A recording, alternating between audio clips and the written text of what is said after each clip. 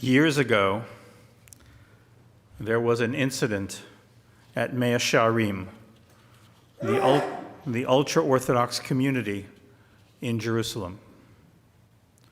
There was an attaché case that, when opened, was found to be a bomb. A chassid found and disarmed it. But here is, as the saying goes, the rest of the story. One morning, a woman went out to her balcony in Mea Shearim and noticed a guy throwing an attaché case into the garbage. She thought the man had stolen the case from someone in the neighborhood, so she looked around and saw her brother-in-law, who was fixing his car. She called out to him, "Go over there and get the case out of the garbage." So he went to the bag, and he finds a cell phone and a bunch of wires. Realizing it was a bomb, he disconnected it. A minute later, the phone rang, but no bomb exploded, and it was a large bomb. So you should ask, how did this chassid, living in Mea Shearim, a community that prides itself on refusing technology, how did he know it was a bomb? And even more interesting, how did he know how to disarm it? So 15 years before, 10 Hasidim from Mea Shearim suddenly got drafted into the army. This was something that was just not done. Everyone in the community was up in arms because the residents of Mea Shearim have exemptions and are not drafted. The 10 families used their protectia, which is Hebrew for connections, to arrange releases. It worked in 9 of the 10 cases. One boy was left in the IDF. They couldn't get him home. This was that man. He was only in the army for 6 months. Do you want to guess what training he received? Right, diffusing bombs. Now, I wonder what that chassid was thinking 15 years before when he was required to go into the army. Did he think that God had abandoned him? At the time, it must have felt like a violation of all he believed. And how did he feel when his 14 fellows were given permission to leave, but he could not? Did he believe he was being punished for his sins? Did he grow angry or depressed? Or did he look at his new surroundings as an opportunity for growth? Growth that might someday infuse his life with new meaning. In similar circumstances, with your whole life's path blocked by an intractable force, would you have had enough faith in yourself to keep going?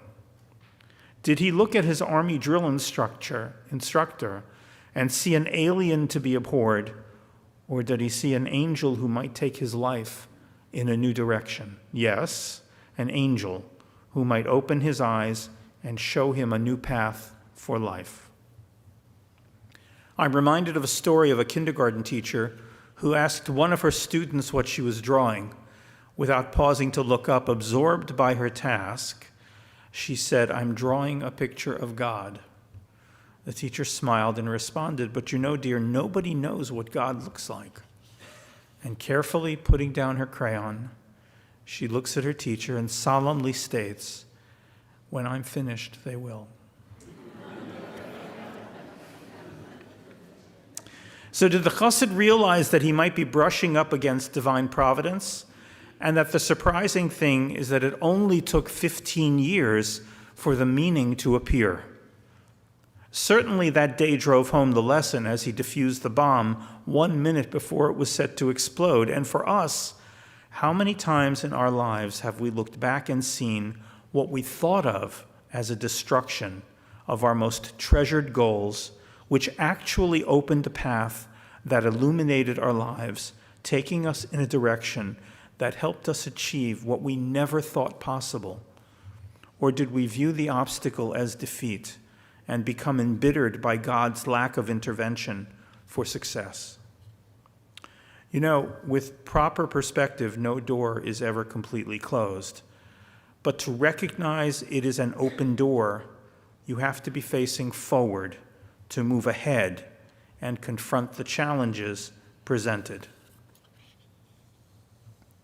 Moving forward requires you to see yourself as an active participant in the drama of your life, someone with a part to play and potential to realize. Moving forward requires you not to see yourself as a passive receptor of what life can throw at you. You can't play the victim and see the door. So you see, the difference between superficial existence and a meaningful life is a matter of perspective. If we demand that our lives stand for something, we are forced to live for the future, for we are continually being challenged to create meaning and fix the world. But if we stand alone, we will only see what is in front of us. We will live on the surface of life only, unaware of the depth that life is and missing the nuance of existence.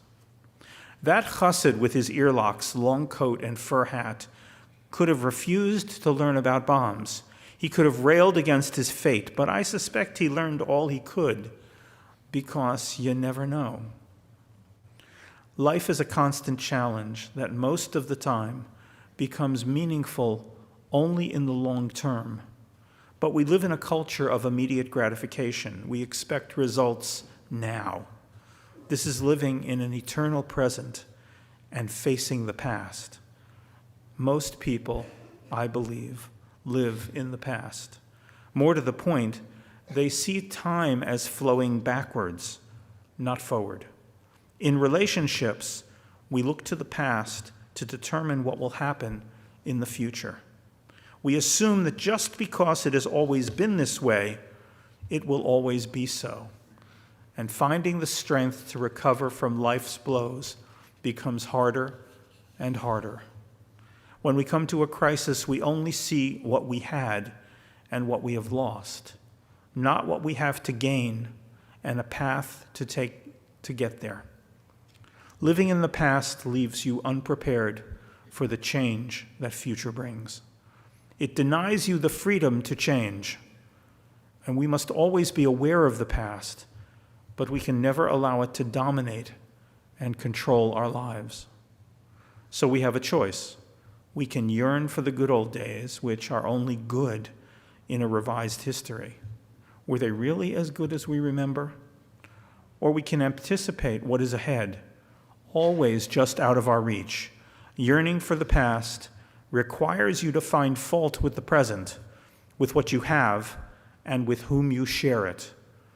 Anticipating the future allows you to harness your energy and those around you to work for a meaningful future. And if you don't look forward, how can you encounter the angel that will help you find yourself in a new reality? I think to a great extent it's all about control.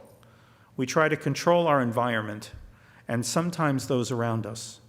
We find comfort in the well-worn habits that give us a measure of security and comfort in an attempt to cling to the illusion that we actually control our surroundings. Like a small child who develops elaborate rituals before going to sleep, these habits console us with the illusion that we have some control over our lives, when reality is so different. We have no control at all. All our lives, we must keep appointments we did not make. None of us plan to be gay or straight, brilliant or what psychologists call dull normal. No one expects to be blind or crippled or obese or homeless. No one schedules football injuries, car wrecks, hurricanes, or bankruptcies. No matter who we are or how carefully we plan, we will all experience shocks and surprises. No matter how much we try, our parents will die, and tragically for some of us, our children as well. and only a very, very few of us, those who are most ill or depressed, will know the time of their deaths. So what do? We fight against a foe that cannot be beaten. You can make your peace with life, but you can never conquer it. So we accumulate things. We become idiosyncratic. We adopt sports teams and buy things, filling our waking hours with activity, so that we rarely find ourselves alone with nothing but our thoughts. And eventually, the life we have tried to control ends up controlling us.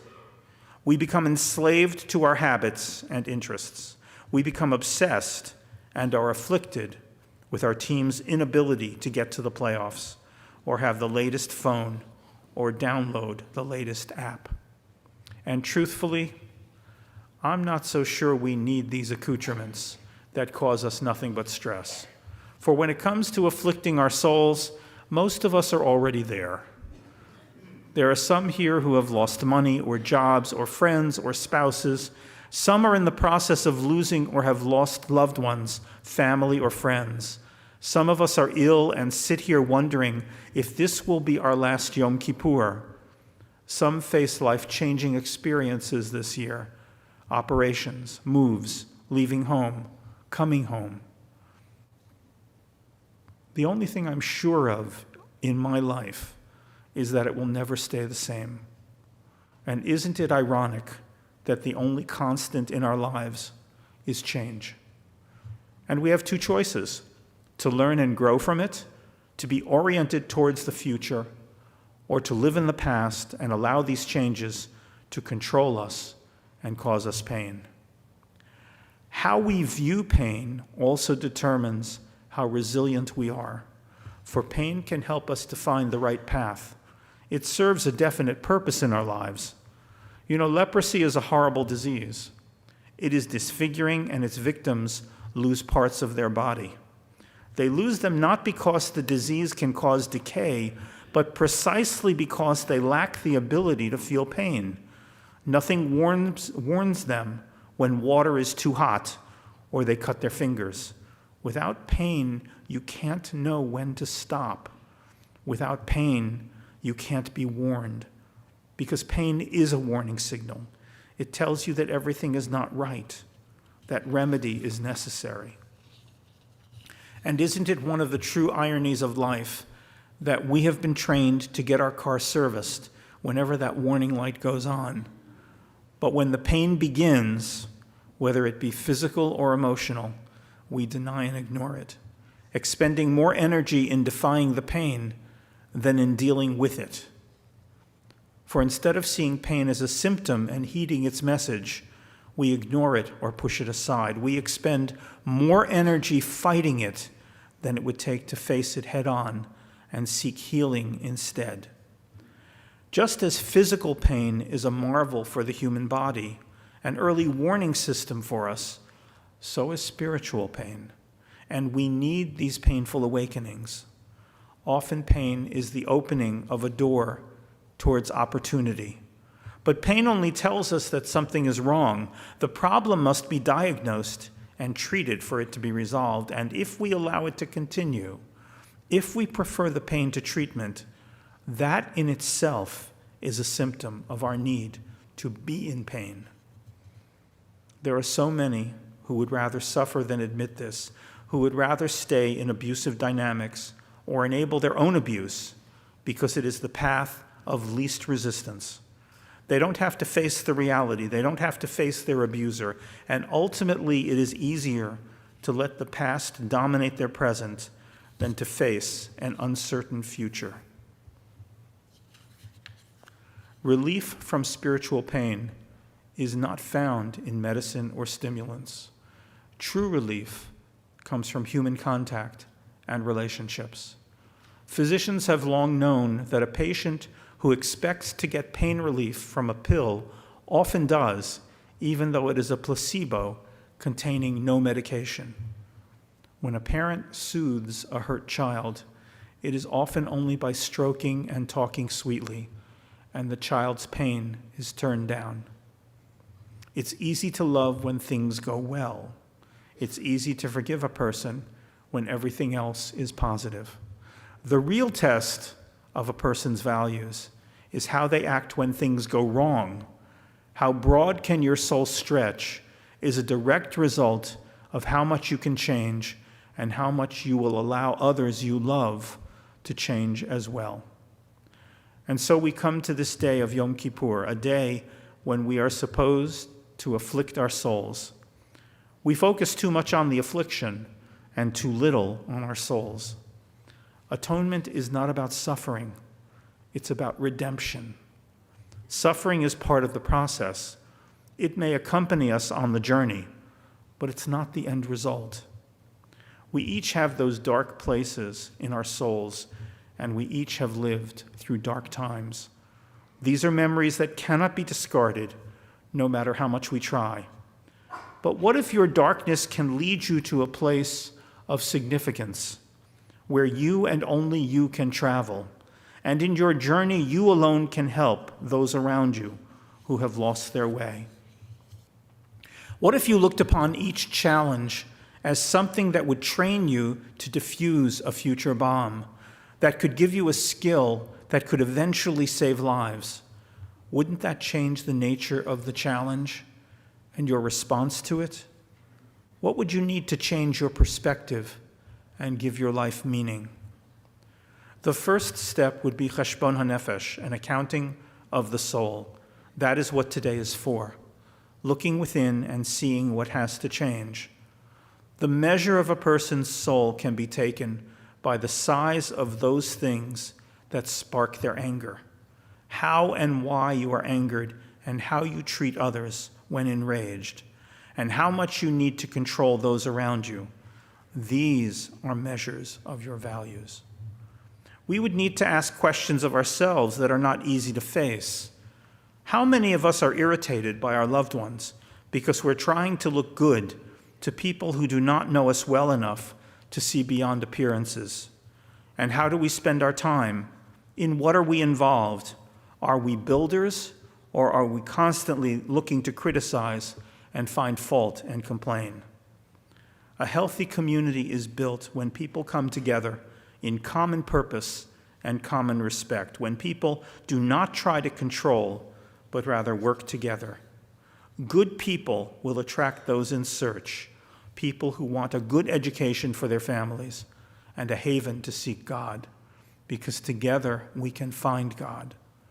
But living in the past and living with the pain will divert you from this. And in our accounting, if you find you are caught in a toxic dynamic, then look for one another. Ultimately, the chassid left the army and returned to the life he wanted. But the lessons taught on the way and the angels he met on the path prepared him for the future in ways he could never have anticipated. So it should be for us as well.